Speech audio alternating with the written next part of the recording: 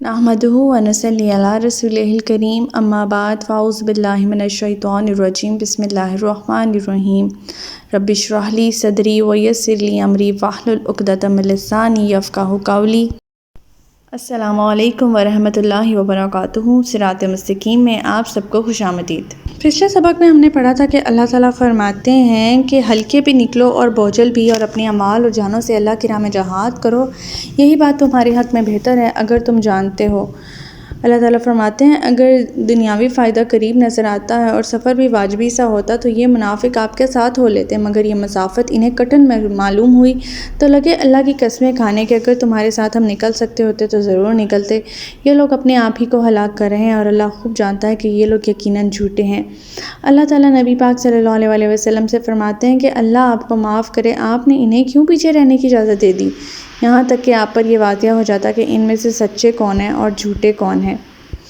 جو لوگ اللہ پر اور آخرت کے دن پر ایمان رکھتے ہیں وہ آپ سے ایسی رخصت نہیں مانگتے کہ اپنے اعمال اور جانوں سے جہاد کرنے سے معاف رکھا جائے، انہیں اللہ پرہیزگاروں کو خوب جانتا ہے۔ اللہ تعالیٰ فرماتے ہیں کہ آپ سے رخصت سے وہی لوگ مانگتے ہیں جو اللہ پر اور آخرت پر ایمان نہیں رکھتے، ان کے دل شک میں پڑے ہوئے ہیں اور اپنے اسی شک میں بھٹک رہے ہیں۔ ہمارا آج کا سبق آیت نمبر 46 سے لے کر آیت نمبر 50 تک ہے، تو آج کا سبق شروع کرتے ہیں۔ بسم اللہ الرحمن الرحیم۔ وَلَوْ أَرَادُوا الْخُرُوجَ لَأَعَدُّوا لَهُ عُدَّةً وَلَكِنْ كَرِهَ اللَّهُ بِعَاثَهُمْ فَثَبَّتَهُمْ وَقِيلَ اقْعُدُوا مَعَ الْقَاعِدِينَ۔ اگر ان کا نکلنے کا ارادہ ہوتا تو وہ اس کے لیے کچھ تیاری بھی کرتے، لیکن اللہ کو ان کی روانگی پسند ہی نہ تھی، لہٰذا اس نے انہیں سست بنا دیا اور کہہ دیا کہ تم بیٹھے رہنے والوں کے ساتھ بیٹھے ہی رہو۔ اللہ تعالیٰ فرما رہے ہیں کہ اگر انہوں نے جہاد کی تیاری مکمل کر لی ہوتی، پھر کوئی ایسا حادثہ پیش آ جاتا جس کی وجہ سے وہ فی الواقعہ جہاد پر نہیں جا سکتے تھے، تو ان کی سچائی پر اعتماد کیا جا سکتا تھا۔ اب سارا کا سارا دار و مدار ان کا ہیلے بہانوں پر ہی ہے، تو اسے کیسے سچا سمجھا جا سکتا ہے جبکہ وہ شروع سے ہی جانے کو تیار نہیں تھے۔ اللہ تعالیٰ فرماتے ہیں کہ در حقیقت اللہ تعالیٰ ہی کو ان کی شمولیت پسند نہیں تھی، جس سے اسلامی فوج کو ان سے کسی فائدے کے بجائے نقصان کا زیادہ خطرہ ہوتا حقیقتاً، چنانچہ عورتوں اور بچوں کے ساتھ گھروں میں ہی بیٹھے رہنا ان کا نصیب ہوا۔ آیت نمبر 47۔ لَوْ خَرَجُوا فِيكُمْ مَا زَادُوكُمْ إِلَّا خَبَالًا وَلَا أَوْضَعُوا خِلَالَكُمْ يَبْغُونَكُمُ الْفِتْنَةَ وَفِيكُمْ سَمَّاعُونَ لَهُمْ وَاللَّهُ عَلِيمٌ بِالظَّالِمِينَ۔ اگر وہ نکلتے بھی تو تمہارے اندر خرابی ہی کا اضافہ کرتے اور تمہارے درمیان فتنہ پروری کرتے، ادھر ادھر دوڑتے پھرتے۔ پھر تم میں بھی کچھ ایسے لوگ ہیں جو ان کی باتیں دھیان سے سنتے ہیں، اور اللہ ایسے ظالموں کو خوب جانتا ہے۔ اللہ تعالیٰ فرماتے ہیں کہ اگر یہ منافق جہاد میں شامل ہو بھی جاتے، لشکر مجاہدین میں شامل ہو بھی جاتے تو کوئی خیر نہ کرتے، بھلائی کی توقع نہیں ہے ان سے، بلکہ الٹا یہ کئی طرح کی خرابیاں پیدا کرتے، مثلاً جنگ سے فرار کی راہ اختیار کرتے، دوسروں کے بھی حوصلے توڑ دیتے، یا دشمن کو اسلامی لشکر کے حالات سے مطلع کر دیتے، ان سے ساز باز شروع کر دیتے۔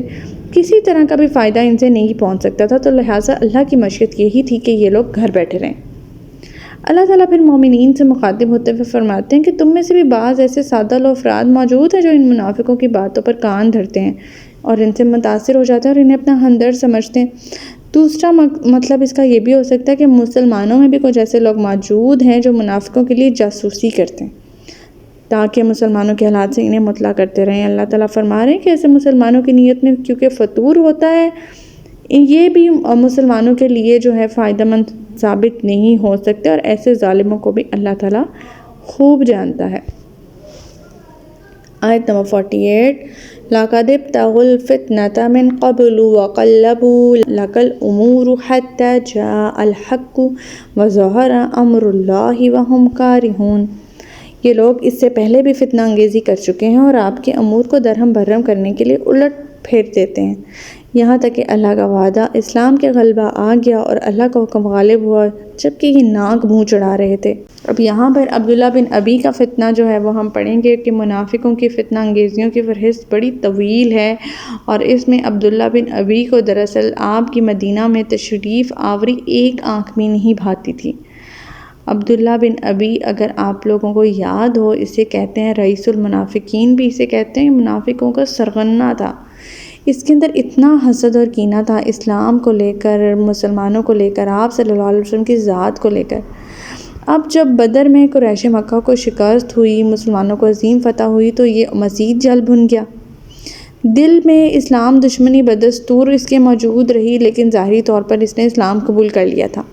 اب ہوئی جنگ احد، اس نے پھر مسلمانوں سے غداری کی، نہایت نازک موقع پر اپنے 300 ساتھیوں کو لے کر واپس چلا گیا تاکہ مسلمانوں کو شکست سے دوچار ہونا پڑے۔ زندگی بھر اس کی ہمدردیاں جو ہیں وہ یہودیوں کے ساتھ رہیں۔ مستلق سے واپسی پر اس نے سیدنا عائشہ رضی اللہ تعالیٰ عنہ پر بھی تہمت لگا دی اور رسول اللہ صلی اللہ علیہ وسلم اور مسلمانوں کو ذہنی کوفت میں مبتلا کیے رکھا، یہاں تک کہ اللہ تعالیٰ نے سیدنا عائشہ کی بریت نازل فرمائی۔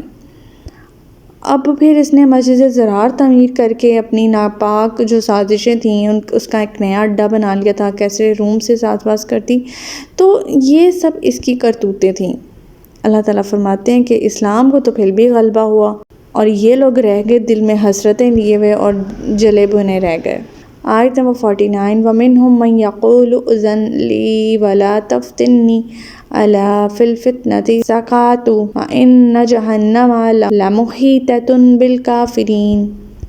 ان میں سے کوئی ایسا ہے جو کہتا ہے کہ مجھے رخصت دیجیے اور فتنے میں نہ ڈالیے۔ سن رکو، فتنے میں تو یہ لوگ پہلے ہی سے پڑے ہوئے ہیں اور جہنم ایسے کافروں کو گھیرے ہوئے ہے۔ اب یہ ایک جد بن قیس تھا، منافق تھا، اس کا عذر اللہ تعالیٰ نے یہاں قرآن پاک میں مینشن کیا ہے۔ جب رسول اللہ صلی اللہ علیہ وسلم نے جد بن قیس کو رومی کافروں سے جہاد کے لیے کہا تو کہنے لگا اگرچہ میری کئی بیویاں ہیں مگر آپ کو پتہ ہے کہ میں حسن پرست ہوں اور روم کی عورتیں خوبصورت ہوتی ہیں، میں ڈرتا ہوں کہ کسی فتنے میں نہ پڑ جاؤں اور میری سعادت کو میری قوم جانتی ہے، لہٰذا آپ مجھے رخصت دیں۔ اللہ تعالیٰ نے اس کا جواب یہ دیا کہ یہ بدبخت فتنے میں تو پہلے ہی پڑ چکا ہے، اپنی باطنی خباثت کو چھپا رہا ہے۔ دوسرا فتنہ اس کا یہ جس میں سارے منافقین ہی پڑے ہوئے تھے۔